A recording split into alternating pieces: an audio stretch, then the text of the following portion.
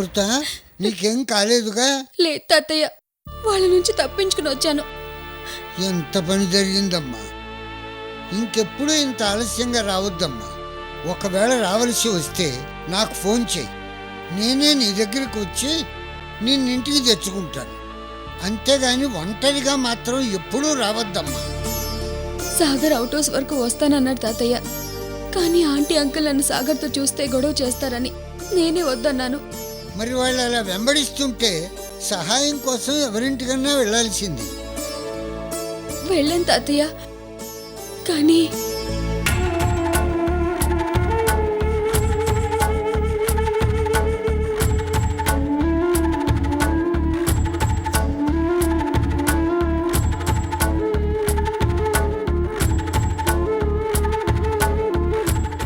ఇంత రాత్రి వేళ ఎవరు పట్టించుకుంటారు తాతయ్య?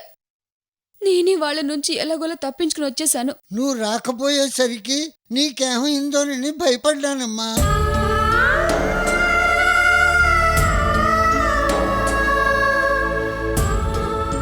మీ అమ్మా నాన్న గురించి ప్రతి క్షణం నువ్వెలా బాధపడుతున్నావో, నువ్వింటికి రావటం ఒక్క క్షణం ఆలస్యం అయితే నేను అంతకంటే ఎక్కువ బాధపడతానమ్మా.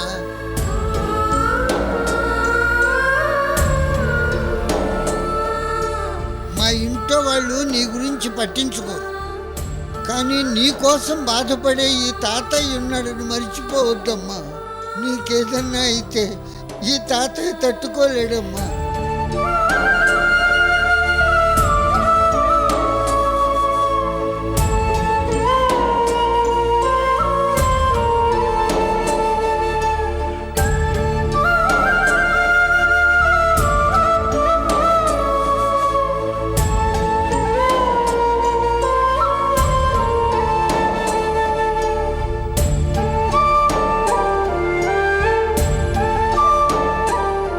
సరేనమ్మా, అలసిపోయి వచ్చావు, వెళ్ళి పడుకో. ఉదయం మాట్లాడుకుందాం.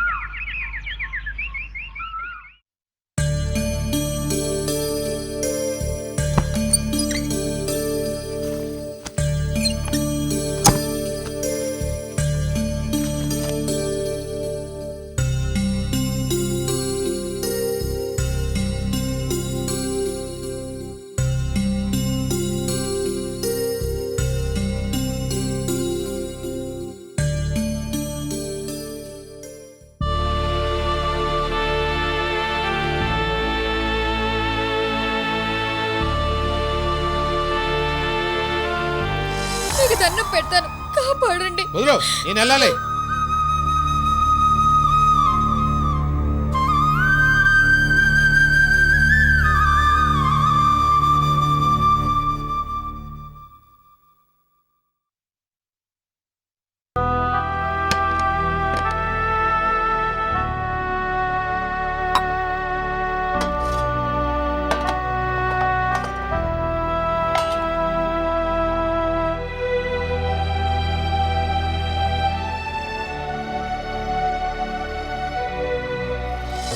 ఈ రాత్రికి ఇంట్లో ఉండి తెల్లవారుగానే వెళ్ళిపోతాను.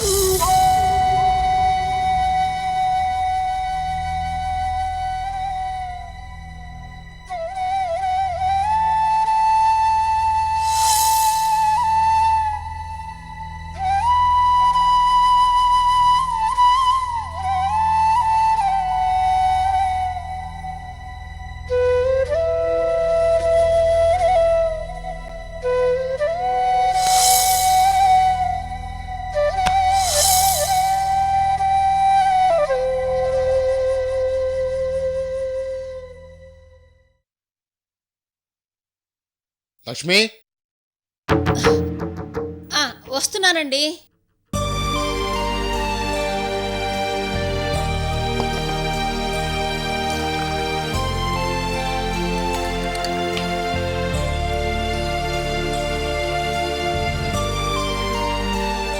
పాలు తీసుకోండి. లక్ష్మి, నీతో మాట్లాడాలి. మన పొలం గురవైకి అమ్మేశాం కదా. అవును. పొలం అమ్మిన డబ్బులు మొత్తం ఇంకా తీసుకోలేదు. షాప్ పెట్టడానికి కావాల్సిన పెట్టుబడి కోసం గురవై దగ్గర కొంత డబ్బు మాత్రమే అడ్వాన్స్గా తీసుకున్నాం. ఆ తర్వాత నేను కూడా డబ్బు గురించి మీ అన్నయ్య దగ్గర ప్రస్తావించలేదు. బావ కూడా ఆ విషయం నాతో మాట్లాడలేదు. మరైతే ఒకసారి ఊరికి వెళ్ళి ఆ వ్యవహారాలు చూసుకుని రండి.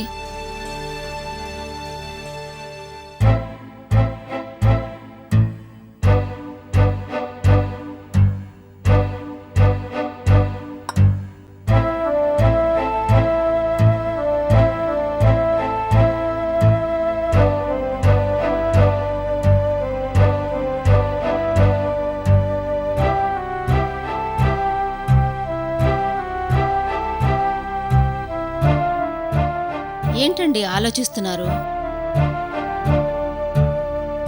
ఊరెళ్దామని చాలాసార్లు అనుకున్నాను, కానీ వెళ్ళడానికి మనసు ఒప్పుకోవట్లేదు.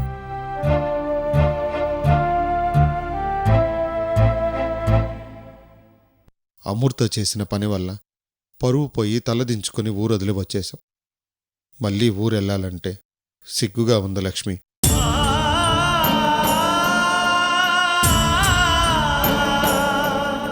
నా బాధ నీకు అర్థమైందనుకుంటాను.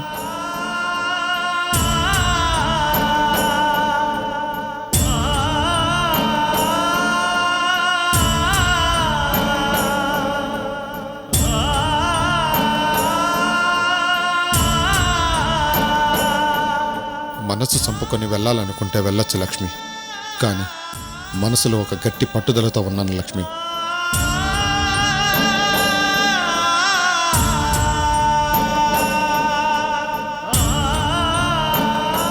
నందినికి ఘనంగా పెళ్లి చేసి ఆ తర్వాతే ఊరెళ్దాం అనుకుంటున్నాను.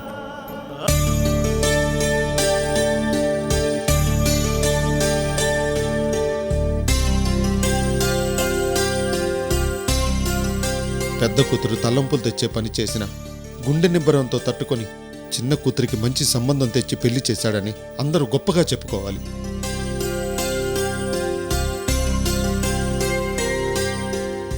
ఆ రోజు తలదించుకొని ఊరొదిలి వచ్చాం. నందినికి పెళ్లి చేసి తలెత్తుకొని మళ్ళీ ఆ ఊర్లోకి అడుగు పెట్టాలని నా పట్టుదల. అంతవరకు మళ్ళీ ఊరికి వెళ్ళను లక్ష్మి. అలాగేనండి, మీ ఇష్టం. సరే, నేను షాపుకి వెళ్ళాక మీ అన్నయ్యతో ఒకసారి పొలం డబ్బుల గురించి మాట్లాడతాను. నాన్న,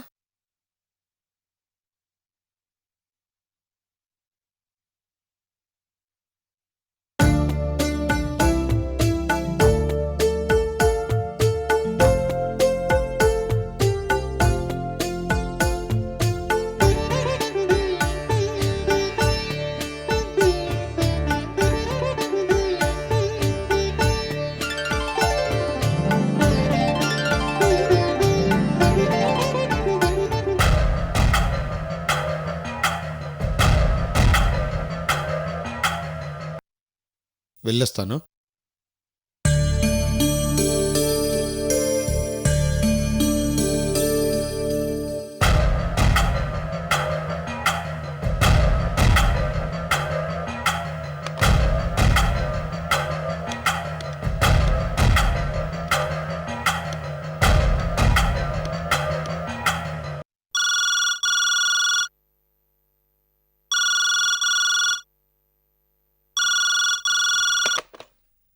హలో చెల్లెమ్మా, నేను గోవిందయ్య అన్నయ్యని.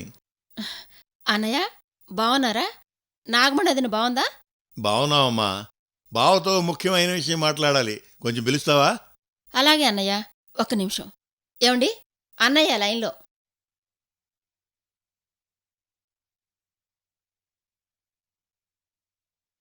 హలో బావా. బావా, నేనే. చెప్పు. ఏంటో బావా, ఇలా జరుగుతుందని నేను అనుకోలేదు.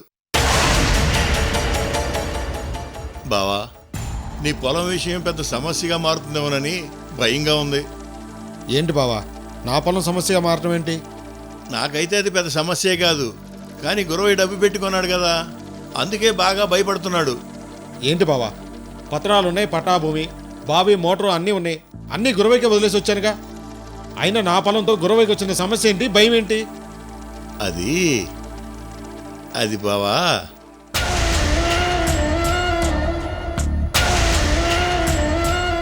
బావా ఇప్పుడు ఈ విషయం ఫోన్లో చెప్పి నిన్ను బాధ పెట్టడం నాకు అసలు ఇష్టం లేదు.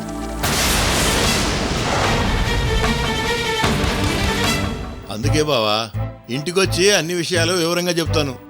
అది కాదు బావా, ముందు సమస్య ఏంటో చెప్పు. నేను చెప్తానుగా, పొలానికి సంబంధించి ఓ లిటిగేషన్ ఉంది. అదేమిటన్నది నేను వచ్చి వివరంగా చెప్తాను, సరేనా?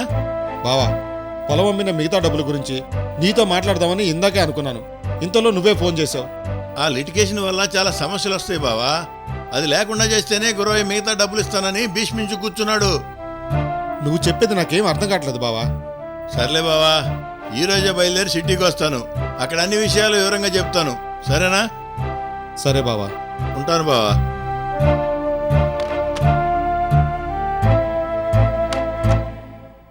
అన్నయ్య ఏమంటున్నాడండి? మన పొలానికి సంబంధించి ఒక లిటిగేషన్ ఉందంట. అది తీర్చే వరకు మిగతా డబ్బులు ఇవ్వనని గురవయ్య మండికేశాడంట.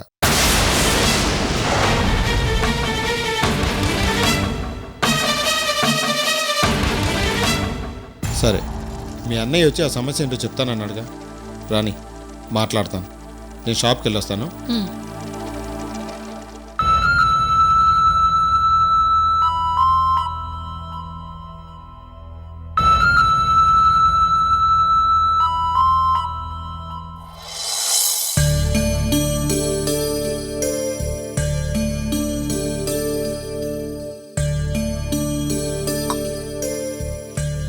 సాగర్, ఓ అమృత, నువ్వా? రా కూర్చో. కూర్చో అమృత, కాఫీ తీసుకొస్తాను.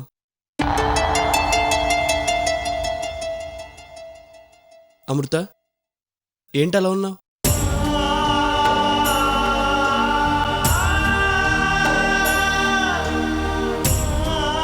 ఏం లేదు సాగర్. రాత్రి క్షేమంగానే ఇంటికి వెళ్ళావుగా?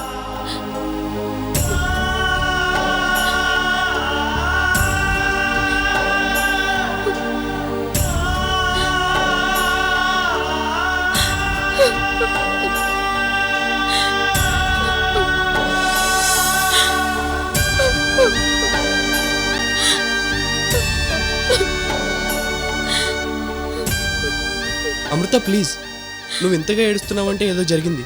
చెప్పు అమృత, ఏం జరిగింది? ప్లీజ్ అమృత, ఏం జరిగిందో చెప్పు.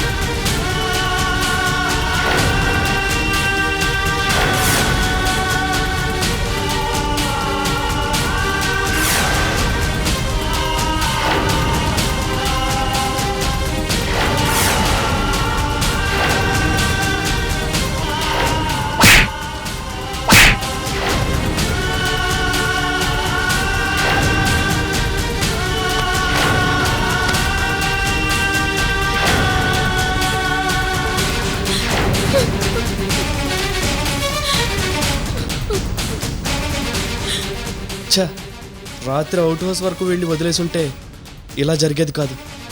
ఆ శివగాడిని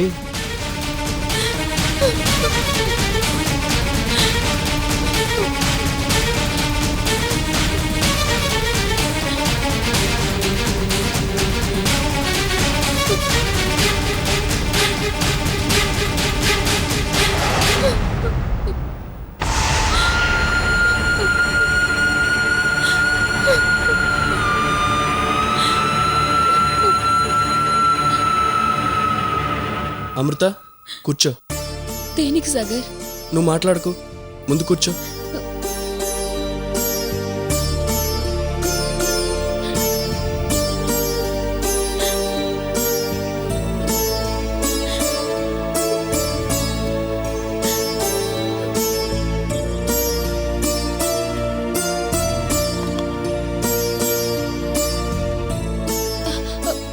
సాగర్ పర్లేదు. సాగర్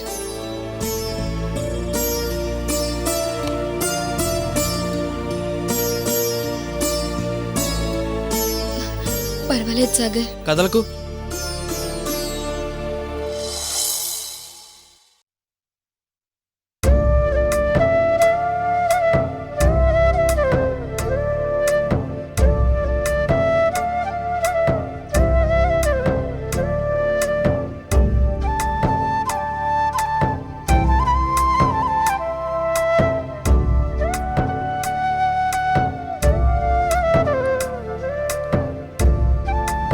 నేను చేసుకుంటాను సాగర్. నువ్వు మాట్లాడుకో.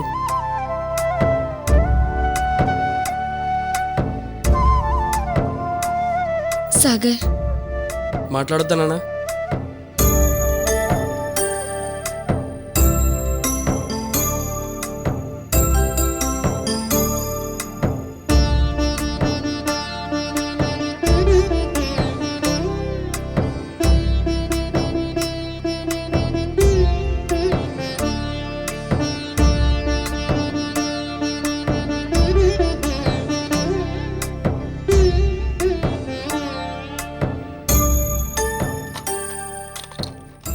చాలా థ్యాంక్స్ సాగర్. ఇక నేను బయలుదేరుతాను. పదమృత, నిన్న ఆటోలో అవుట్ హౌస్ దగ్గర దిగి పెడతాను. పర్వాలేదు సాగర్, నేను వెళ్ళిపోతాను.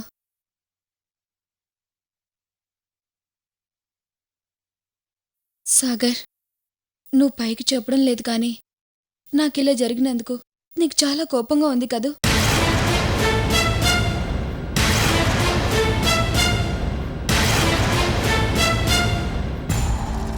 మా నాన్న ఎందుకు ఇలా చేశారని ఆయన మీద అసహ్యంగా ఉంది కదూ?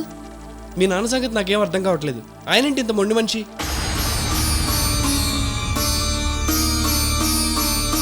అరే, అర్ధరాత్రి నడి రోడ్లో ఆడపిల్ల కాపాడమని కాళ్ళు పట్టుకుంటే కాదని వెళ్ళిపోతాడా? ఎంత దారుణం! తండ్రిగా కాకపోయినా కనీసం మనిషిలా కూడా ప్రవర్తించలేకపోయాడు.